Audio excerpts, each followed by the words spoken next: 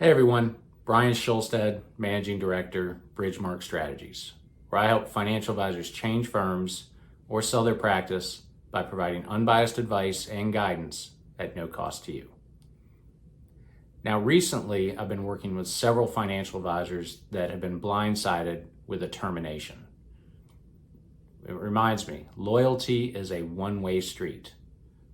Now, a few of these advisors were prepared and a few were not. And at the end of the day, preparation is going to make all the difference in the upfront financial support, as well as possibly the firm of your choice as you move forward. So today, we're going to share some ideas and ways that you can protect your business and your practice. So let's get right to it. All right, so why is there such a big difference in that upfront dollar? Right? Similar advisors, in this case, both with Edward Jones, that were terminated. And neither of these are client-related terminations, and they essentially had the rug pulled out from under them. Now, one of these advisors was prepared. They had their most recent 12 months revenue printed out. They also had a breakdown of their asset allocation. So they were able to provide other firms that they were exploring to be approved at. They had, some background, some proof of, their revenue and their assets. Now, the other advisor just simply had his W-2, right? Did not have a breakdown of those assets. So for one advisor, that meant getting a deal similar to making a normal transition. For another advisor, it is a deal that gives very limited dollars up front, in this case $20,000, and more of a back-end weighted deal structure looking at the end of 6 months or 12 months. Now, the back-end asset bonus is not even as high as the back-end asset bonus that will be received by the advisor that provided validation.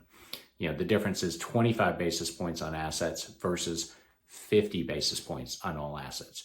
So being prepared, the number one thing that you should have is always have your most recent 12-month revenue, as well as your most recent 12-month, or not 12-month, but your asset breakdown, how your assets are allocated. Are they advisory? Are they in brokerage? What type of products?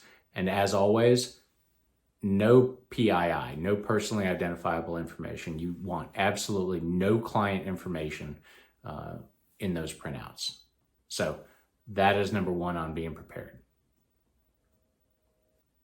All right, so some other important ways to be prepared, right? You never expect to be terminated by your current firm, right? You're doing the right thing, you're working with your clients, but the unexpected can happen. So it's very important to have a couple things in place. Number one, every client that you work with should have your cell phone number. And that's the cell phone number that you own that will be portable wherever you go, right? They just can't simply have the office number as a means of contacting you. So important that they have that personal cell phone.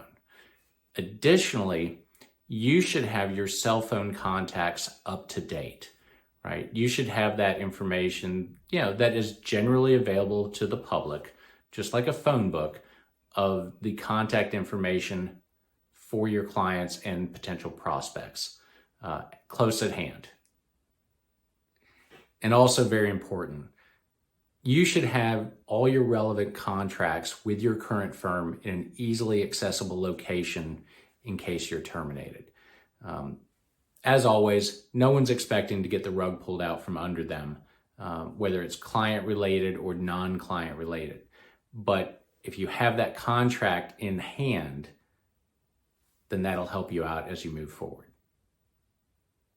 So just to update real briefly, number one on being prepared, have your 12 months revenue printed out along with your asset breakdown, right? So that you have an understanding of where your assets are and where your production is coming from. Do not have any PII from your clients as far as their personally identifiable information. Make sure that all of your clients have your cell phone number, the cell phone that can be portable wherever you go, along with having your cell phone contacts up to date, once again with no PII in there, and then also having your contract in an easily accessible location, so that if you're not able to access your local office again, that you have all this information in hand, and that will help benefit you moving to your next firm.